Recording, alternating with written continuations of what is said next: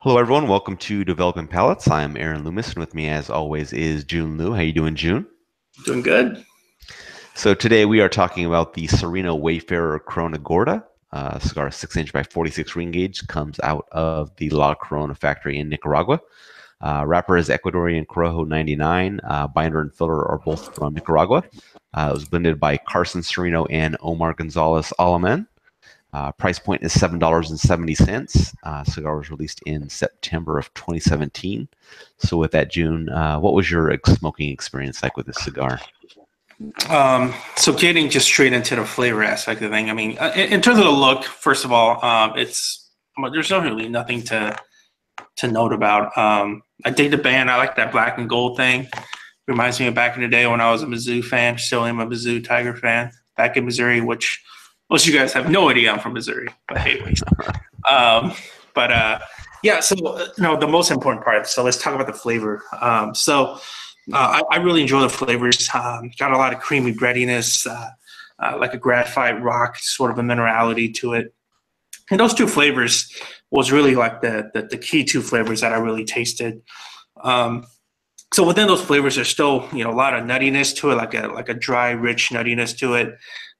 Just the right amount of black pepper, and that black pepper, for once, not for once, but not very typical of kind of how I like cigars, but when I retrohale it and within that black pepper, it hits it perfectly. So usually retrohaling for me, it's a little too sharp on the pepper, but on this one, I actually enjoyed it the most. So finish, lingering dry wood, a little bit of black pepper coming through on the rear palate, good amount of nuttiness, strength and body, medium. So that's kind of like how the cigar, within the first third of it anyways. The last couple, 2/3, I mean, it's pretty similar to that first third. I started getting a little bit of like a sour citrus note to it. And then at times, like there would be more minerality than like spice. In terms of that, I guess you could say balance. It wasn't entirely balanced. It was more like certain flavors focused as compared to others, right? So getting into the construction, I thought the construction overall was really good. I mean, I rated the burn very good. The only thing that I kind of took, I guess, quote unquote, points off is the ashes are kind of flaky, a little bit of an uneven burn. But, I didn't really have to ever touch it up and use my lighter again after the initial toast. On the draw, I thought it was perfect, just the right amount of resistance for me. So. Yeah, the cigar started out for me with like dark wood, black pepper, and there was like a sweetness that was kind of reminiscent of like pipe tobacco, but that sweetness didn't last very long, maybe like half dozen draws or so, and then it went away. As the third was going along, the wood lost some of its darkness. Then it kind of took on like a bit of a pine note, and then a little bit of cream kind of joined in. Strength was kind of like slightly above medium. Second, third, that pine note was kind of still there. Gained a little bit of char. Cream was still really involved in there. And that's kind of, how that second, third went. It became a little bit slightly drying, and there was a little bit of mustiness that kind of came in as well. In the final third, I got a little bit of coffee that kind of joined in, along with some of that, charred and musty wood. That was kind of how that final third was wrapping up. Strength was really just slightly above medium the whole way for me. In regards to the construction, burn was a bit wavy throughout. Required a couple of touch-ups. Ash held on a 1-inch increments. In regards to the draw, just a little bit tighter than I prefer, but nothing really big to deal with. It's just a preference thing there. So overall, what were your thoughts on the cigar? I like the cigar. In my written review, I hinted at, that it was, Aganorsa kind of a feel to it. I'm by no means saying that it's Aganorsa tobacco. I don't know where the tobaccos are sourced from. It's not disclosed in the literature or to us. But this cigar really reminded me of like a really good Aganorsa tobacco. So what do I mean by that? It's like, for me, a lot of Aganorsa tobacco tastes super flavorful, right? So it's definitely a flavor forward kind of cigar. And if the strength does kick in, it's not like it's almost like an afterthought. It's a second thought, right? It's not something where I feel like the blender is saying, let's just make a strong ass cigar. It's not this. It's just flavor first and foremost.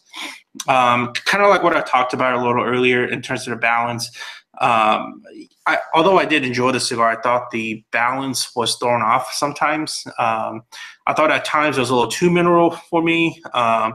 And then that took away some of the like nuances and other complexity that I was tasting, especially that creaminess that you taste, like from that bread and like that nuttiness.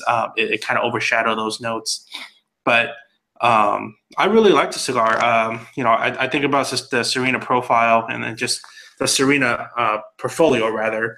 Coming from something that's kind of like Maduro, like in the beginning, in the first round, and then now kind of going towards something like this. I like the direction. I hope Carson and Omar continuously goes after this direction of full flavor, and having strength is only a component where if necessary. So I dug it. It's worth checking out. Yeah, I thought it was pretty flavorful of the first two thirds and kind of a little less dynamic in the final third. Kind of Cuban cigars was kind of an inspiration for this line based on Carson's travels to Iceland and stuff like that. So I can kind of see some of that influence there, maybe more in the second third. But flavors were really easy to pick out in this cigar. So I think any level of smoker would be able to enjoy it.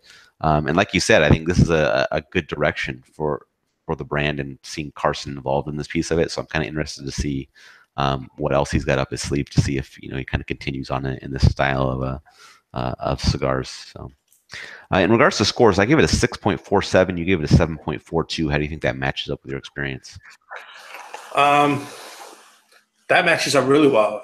This is definitely a break away from how I've been scoring most cigars this year so far, which is just kind of saying that it's overall good and having such a big tiebreaker. So it's above that, I probably have like 10, 15 cigars that I score that way so far. So it's above that. And I did a rough look, and our top list isn't going to be published until later on this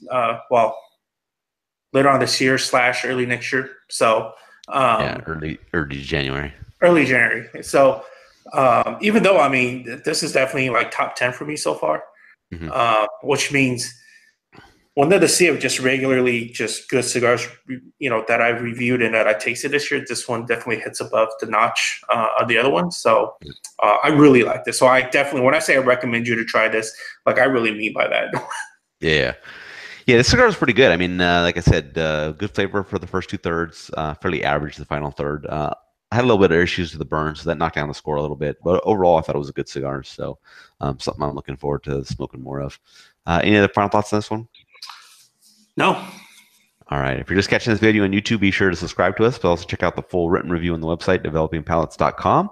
Be sure to follow us on all the social media channels, Facebook, Instagram, Twitter, and Google+. And you can catch all of our review recaps on podcasts, so iTunes, Google Play, and Podbean. Thank you for tuning in, and we will catch you on the next one.